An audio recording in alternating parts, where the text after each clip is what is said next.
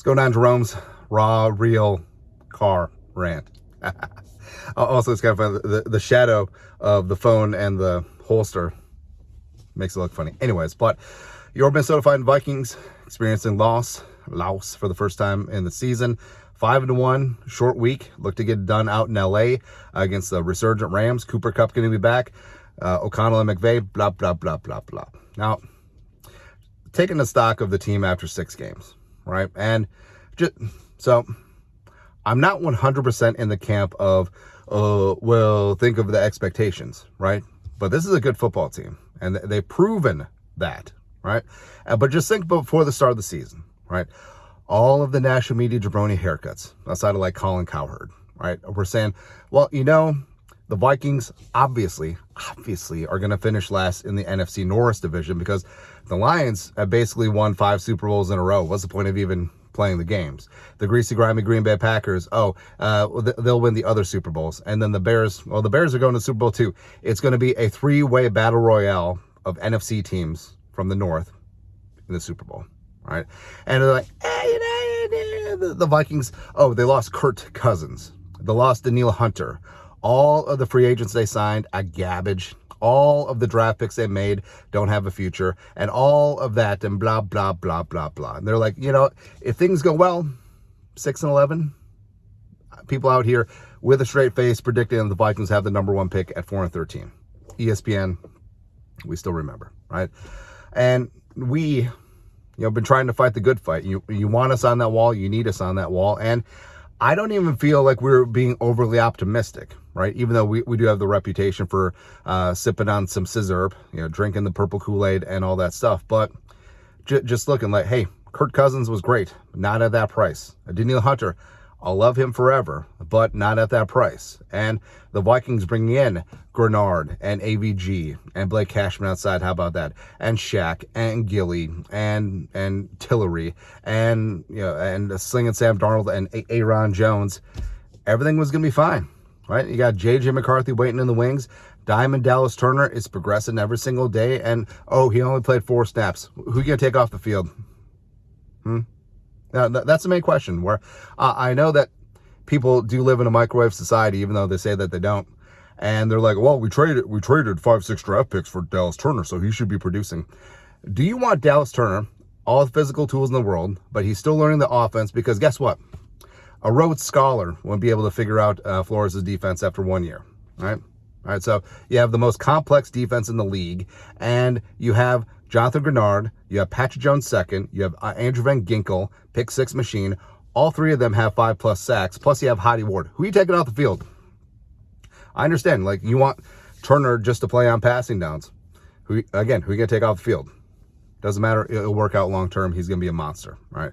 And, you're feeling pretty damn good about things. And the offense was going to be perfectly fine. The defense was going to bring it with Flores' personnel, and that's exactly what's happened so far. Because guess what? Say that the Vikings make a play throughout that game. It doesn't even have to be at the end, but we all focus on the end because that's close to the finito of the game. But say the Vikings made a play in the second quarter, Lions don't get a touchdown, Vikings have supremacy later on, is what it is. But just for simplicity, say the Vikings pick up that 3rd and 4, able to run that clock all the way down, win the game. Or say that, even more simplistic, say that Jake Bates misses that kick. By the way, Dallas Turner had a good shot at blocking that thing. It was pretty close. Nothing changes.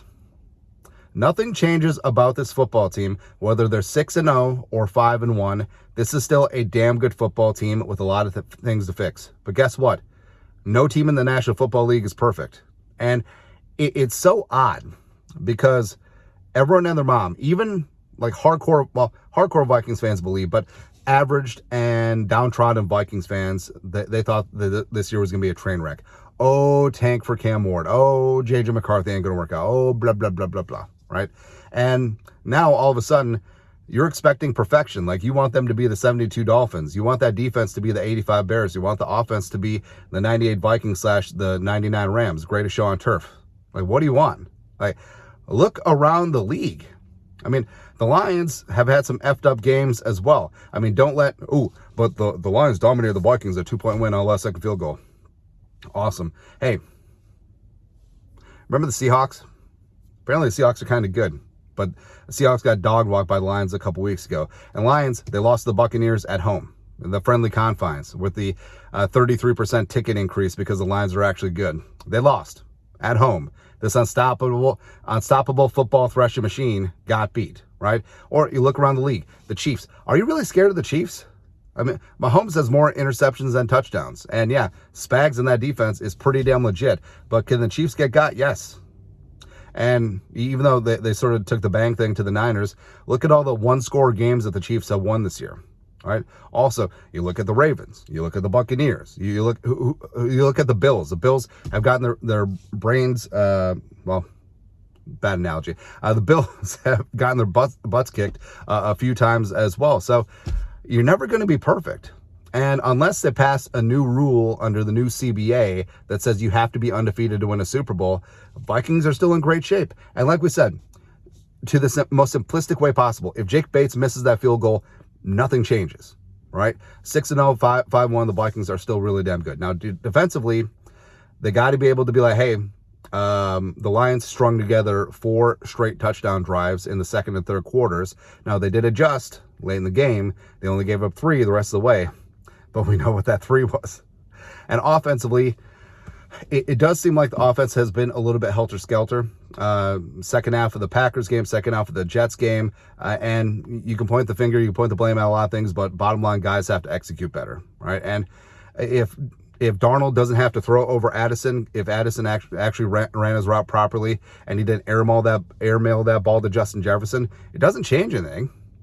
It doesn't, because this team is still really damn good, but it feels like you're moving the goalposts. You're just like, oh, if everything goes well, it's a 5-win season, and then we'll see what happens in the draft. But all of a sudden, hey, don't let this game discount what the Vikings have done. They beat the piss out of the Giants week 1 on the road, which is always tough to do to win a ball game on the road. They beat the Niners when the Niners were at relative full strength minus McCaffrey, right? And the Niners also actually looked pretty good before the injuries started piling up at all the Seahawks Thursday night game. Then beat the hell out of the Texans, right? The Texans are a damn good 5-2 football team. And then you beat the Packers. The Packers beat the Texans. And also, I was told that beating the Packers in Lambeau is really tough to do, like pretty good. And then you beat the Jets. Everyone and their mom hyping up Aaron Rodgers and the Jets. So they got that done at a neutral site.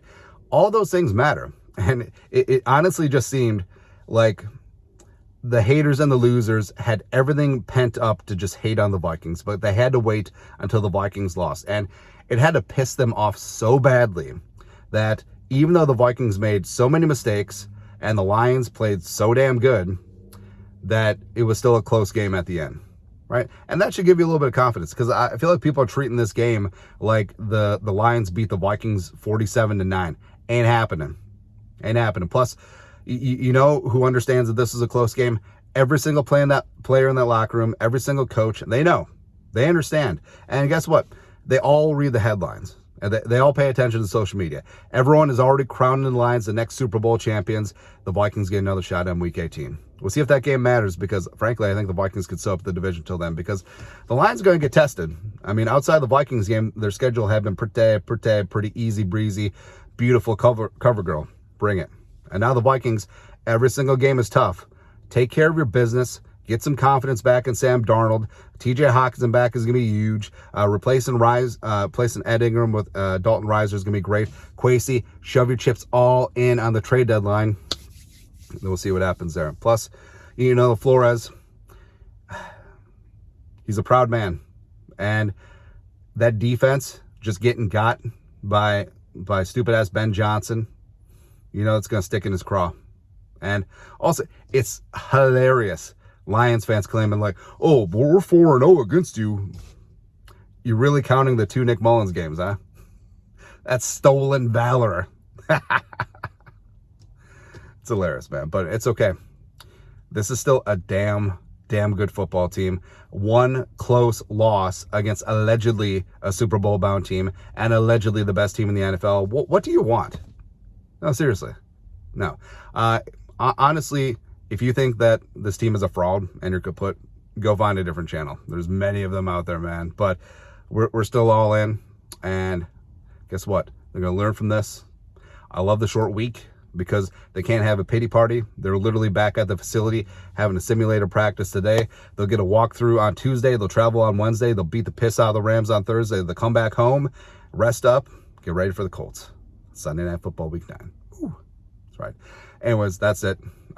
Extended raw real car rant. You guys know the best you know what to do. Skull production value.